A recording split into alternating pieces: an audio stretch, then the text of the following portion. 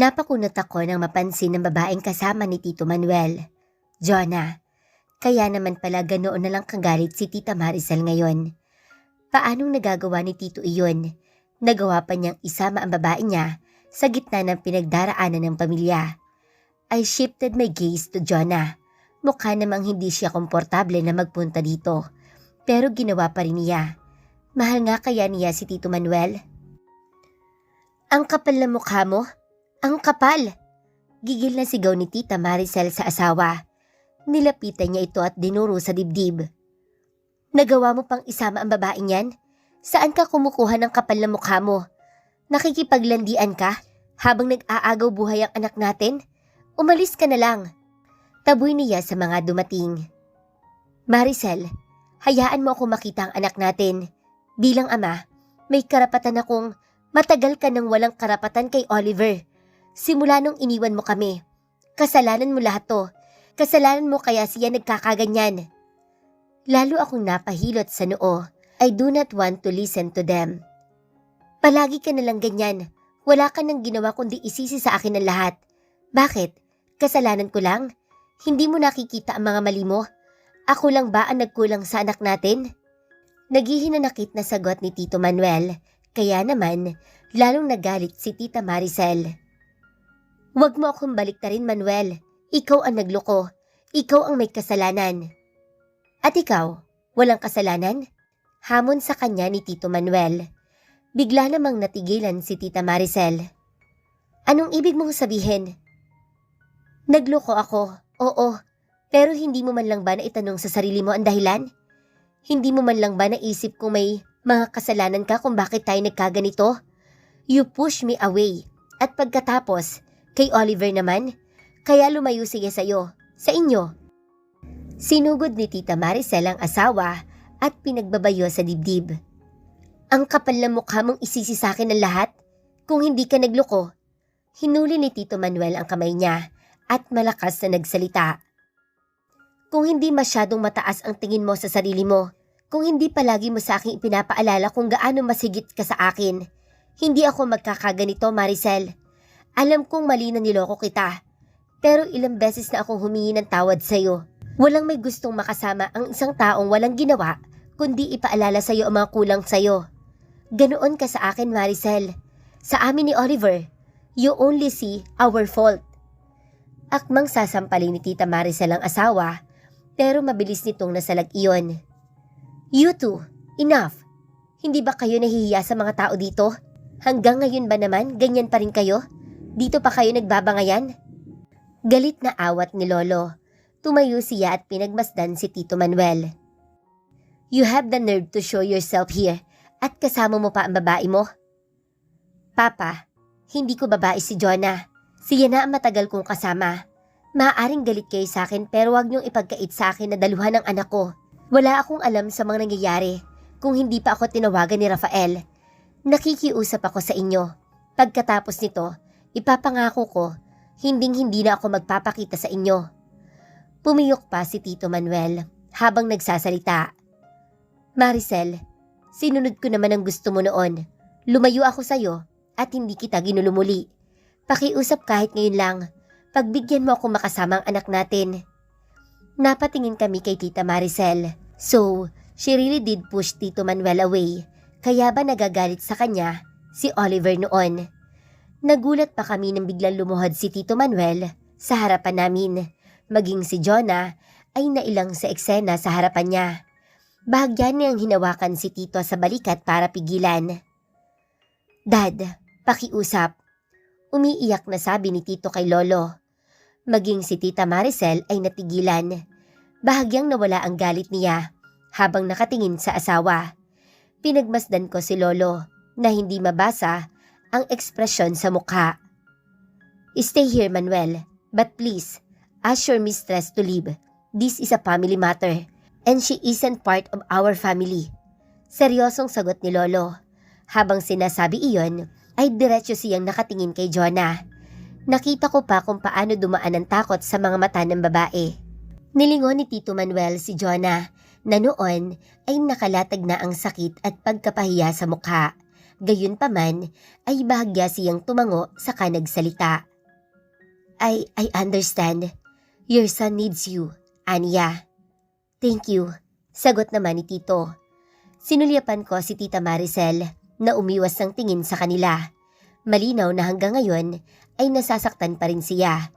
But she's hiding it. She even pushed Tito Manuel away. Pinagmasdan ko ang mga magulang ko na noon ay magkatabi din na nakaupo sa waiting area. I am lucky to have them as my parents. Hindi ako lumaki sa mga magulang na magulo. Totoo na nagkaroon kami ng hidwaan nitong mga nakaraan. Pero heto ako ngayon. Sa huli ay sila pa rin ang tumutulong sa akin. Sila pa rin ang nakasuporta sa akin. Somehow ay Titi Oliver, hindi niya naranasan ang magkaroon ng masayang pamilya. Matapos ang ilang minuto na hindi kami nag-iimikan, ay namataan ko ang ilang pulis na dumating. I believe they are here to investigate. Nakita ko kung paano nagpanik si Tita Maricel. Binalingan niya agad ako. Rafael, alam kong mahirap para sa iyo ang hihilingin ko. But please, patawarin mo ang pinsan mo if ever he survive. Pakiusap niya sa akin. Tinitigan ko si Tita. Gun is the smart, strong and intimidating Maricel. Ang babae na nasa harapan ko ngayon ay nagsusumamo at puno ng luha ang mga mata. I don't know what to say. Hindi ko alam kung kaya ko bang patawarin si Oliver. Hindi ako nagsalita. If Oliver survives and Angela doesn't, hindi ko siya mapapatawad kahit kailan. Mabilis kong ipinilig ang ulo sa naisip. This is not the time to be negative. Rafael, please.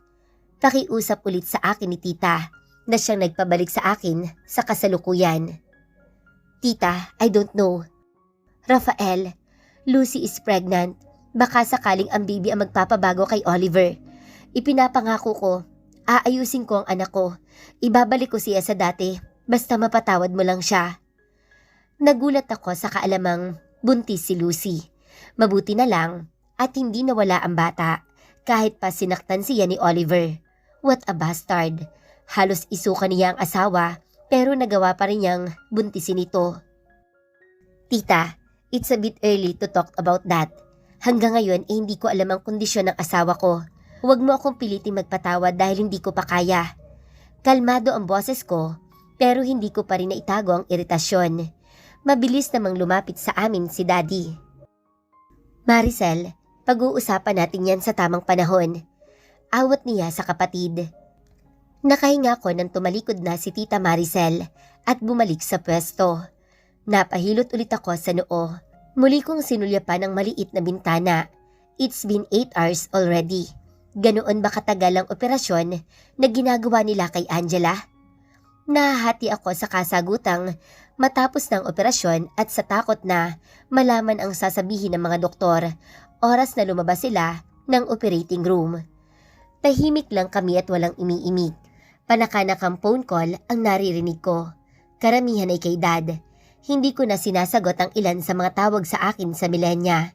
Bahala na si Rose na mag-handle ng lahat. Si Tita Maricel ay nakatungo habang nagdarasal din. Si Tito Manuel ay nasa kabilang dulo ng mahabang upuan. Walang kumakausap sa kanya at gusto ko sa kanyang maawa. Biglang lumabas ang doktor sa operating room kasabay ng pagsipa ng kaba ko. Inilibot niya ang mga mata sa amin. Mr. Rafael, baling niya sa akin. Yes, Doc, sagot ko. Your wife is stable for now, but we need to monitor her condition. Baka bukas ay ilipat na siya sa room. You need to prepare her room. Nakahinga ko ng maluwag, pero gusto ko makasigurado. Doc, tuloy-tuloy na po ba ang pagaling niya? Tanong ko. I cannot guarantee that, Mr. Rafael. Depende pa rin iyon sa patient. For now, we need to monitor her for any problem or complication that might arise. At least, she's alive. Iyon ang mahalaga. Kung ano man ang pagdadaanan namin, ay hindi ko siya susukuan. Handa akong gawin ang lahat. Agad na tumalima si Ma'am para asikasuhin ang kwarto na paglilipatan ni Angela. I can't wait to see my wife. Hindi pa rin tuluyang nawawala ang kaba ko. Hindi iyon mawawala hanggat hindi siya nagkakamalay. Nasa ganoon akong malalim na pag-iisip nang kunin ni Dad ang atensyon ko. Paglingon ko sa kanya ay namataan ko ang mga magulang ni Angela na babagong darating at nakamasid sa gawi ko. Hindi ako makakilos. Nilamon ako ng matinding hiya at takot. Paano ko ipapaliwanag sa kanila ang lahat? Dahang-dahang lumapit sa akin ang nanay ni Angela. Hindi pa man ay nag-unahan ng tumulo ang luha niya. Maging si Tita Maricel ay kababakasan ng matinding takot pagkakita sa mga magulang ni Angela. Wala sa loob na napalingon siya kay Tito Manuel na nagtatanong ang mga mata. Rafael? Totoy? Anong nangyari? Asan ang anak ko? Bakit siya na-aksidente? Tanong ni nanay. Nakaguhit sa kanya ang matinding pag-alala. Sa likod niya ay si tatay at naghihintay ng sagot ko. Hindi ako makaimig. How can I tell them the truth na sa kamay ng sarili kong kamag-anak napahamak ang anak nila? Pinagmasdan ko si Nanay Amelia na nakapikit at taimtim na nagdarasal sa tabi ni Angela. Sa mga kamay niya ay ang rosaryo. Ginagawa niya iyon tuwing 6:00 ng gabi.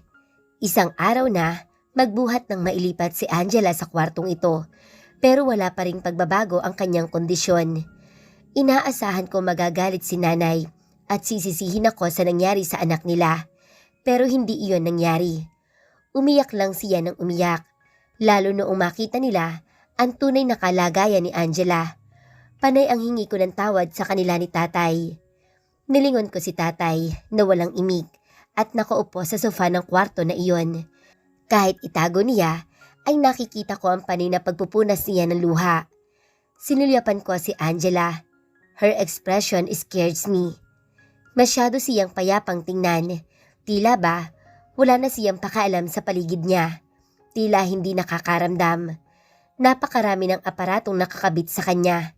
Hindi ko alam kung hanggang kailan ko siya kayang tingnan sa ganitong kalagayan. Gustong gusto ko siyang makitang magising. Ngunit paano? Maging ang mga doktor ay walang malinaw na sagot sa amin. Sa tuwing magtatanong ako, ay depende sa pasyente lang ang sagot nila. Gusto kong maging positibo, ngunit napakahirap sa ngayon.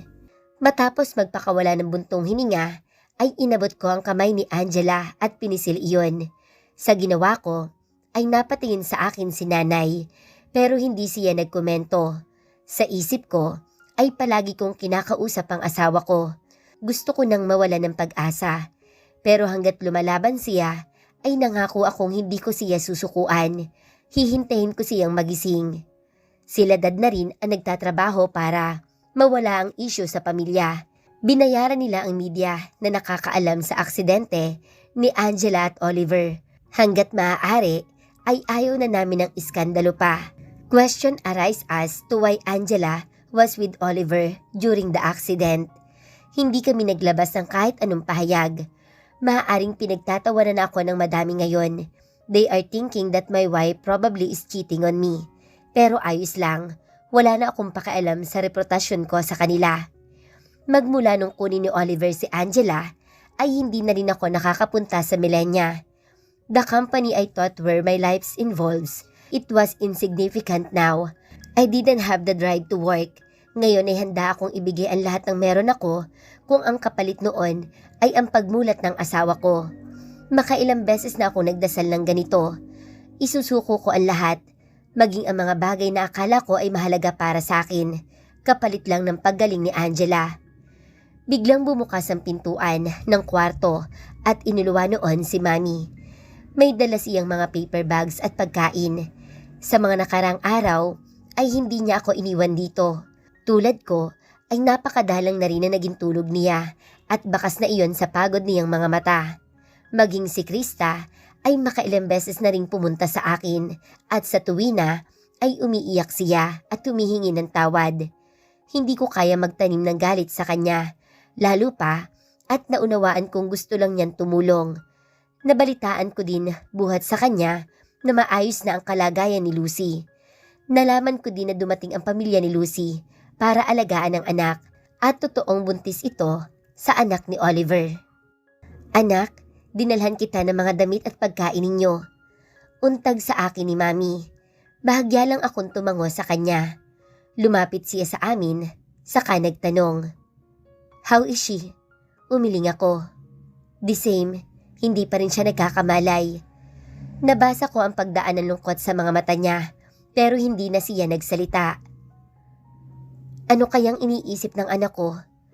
Wala sa loob na bulong ni Nanay Amelia, dahilan para mapatingin kami ni Mami pareho sa kanya. Tapos na siyang magdasal at ang mga mata ay nasa anak na. Sinulyapan niya ako, pero agad din ako nagbaba ng tingin. Hindi ko kayang salubungin ang mga mata niya. Nay, pasensya na kayo kung nangyari ito kay Angela. Anak, hindi mo kasalanan. Kalmadong sagot niya na ipinagtaka ko. Rafael, kung sakali mang hindi kayanin ng anak ko, hindi ako magagalit sa'yo. Bigla ay sabi niya. Nagulat ako sa narinig. Nang tingnan ko si Nanay ay napagtanto kong umiiyak na ulit siya. Maging ako ay nasaktan at natakot sa narinig. Nagpapakatotoo lang ako, Rafael, anak. Ang sakit na makita ang anak ko sa ganitong kalagayan. Pero wag mong sisihin ang sarili mo. Dahil sa totoo lang, sa'yo ko nakita si Angela na masaya. Maging si Mami ay hindi na napigilan ang mapaluha. Nay, wag niyo pong sabihin yan. Saway ko. Nanginig ang buo kong katawan sa sinasabi niya. Dahil alam ko, sa likod ng isip ko ay alam kong posible ang sinasabi niya. Makailang ulit akong kumura para pigilan ang luha. Sa dami na ng pinagdaanan ni Angela, hindi ako magagalit kung sumuko siya. Kaya sana, huwag ka ding magtatampo sa kanya kung iiwan man niya tayo. Awang-awa na ako sa anak ko. Nabasag na ang boses ni Nanay. Yumugyog ang balikat niya sa labis na pag-iyak. Nay, hindi ako mawawala ng pag-asa. Sagot ko pa rin. Mahirap para sa akin, Totoy, ang mga sinasabi ko ngayon. Pero gusto ko malaman mo, lalo na kayo. Baling ni Nanay kay Mami. Mabuting tao ang anak ko. Hindi siya perpekto. Madami siyang pagkakamali noon. Pero ang dami-dami na niyang pinagdaanan simula nung mawala na siya ng anak. Nagunahan sa pag-agos ang luha ko. Maging si Tatay ay lumapit kay Nanay. Nakatungo siya at umiiyak na hinawakan si Nanay sa balikat. Sinulyapan niya si Angela at napapailing na inihilamos niya ang palad sa mukha.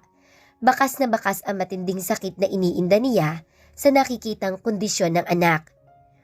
Binalingan naman ni Nanay si Angela sa kama. Angela, anak, bumalik ka na sa amin. Hinihintay ka na namin, anak. Hinihintay ka na namin ng tatay mo. Kausap niya sa anak. Pero anak, kahit sobrang sakit para sa amin ni tatay mo, kung napapagod ka na, sige na, hindi ako magagalit sa iyo kung gusto mong sumuko. Humagulhol siya. Hinawakan niya ang kamay ni Angela at mariing hinalkan iyon. Pagkatapos ay dinala sa pisngi niya. Mariin akong pumikit. Hindi ko kayang tanggapin ang mga naririnig ko buhat kay Nanay. Niyakap naman ako ni Mami. Please, don't lose hope. Gagaling siya. Aniya. Binalingan ako ni Mami. Anak, I am so sorry. I'm sorry. Alam ko may kasalanan din ako kay Angela. I didn't get the chance to apologize to her. I should have listened to my instinct. Hindi dapat ako nagpadala sa emosyon ko noon.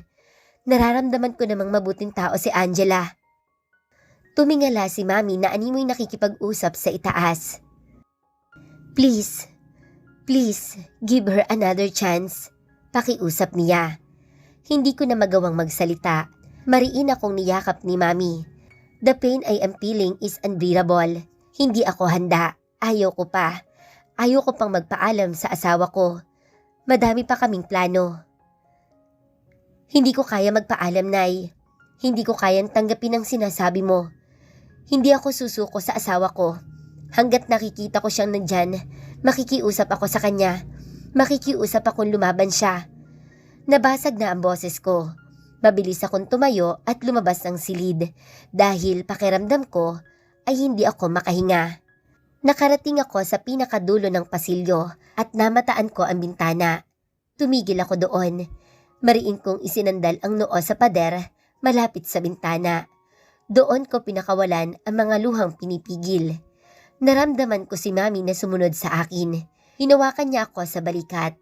Paglingon ko sa kanya ay hindi ko na napigilan ang sarili.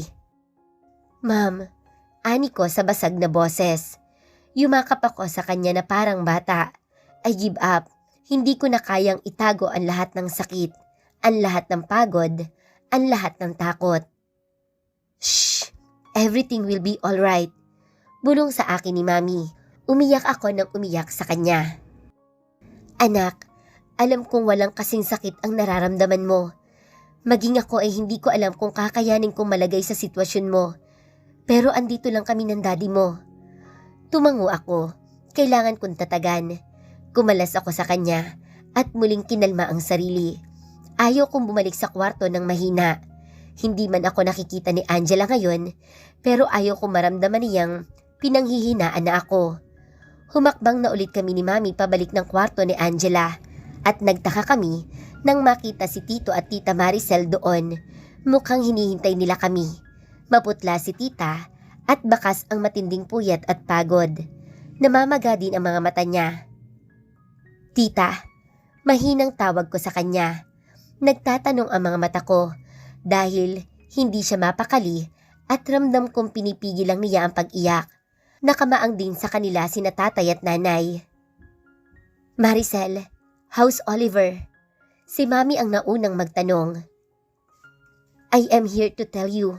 Kinausap na kami ng doktor. Pumiyok si Tita sa huling sinabi. Nilingon niya si Tito Manuel na nakatungo at tahimik na lumuluha. Anong sabi ng doktor? Tanong ni Mami. Bakas ang kaba sa kanyang boses. I can hear my heart's rapid beating while waiting for their answer. Apektado pa rin ako sa kung anuman ang mangyari kay Oliver. Deep inside, I still wanted him to survive. He was proclaimed brain dead. We are planning to donating his organ to those in need. Umiiyak na paalam ni Tita Maricel. Tumakas sa kanya ang mga hikbi habang mabilis siyang nilapitan ni Mami at niyakap. Noon nagsimulang umiyak si Tita. Hindi ako nakakilos habang nakatitig kay Tita na noon ay yakap-yakap na ni Mami. Brain dead. Si Oliver. Posible din bang mangyari kay Angela?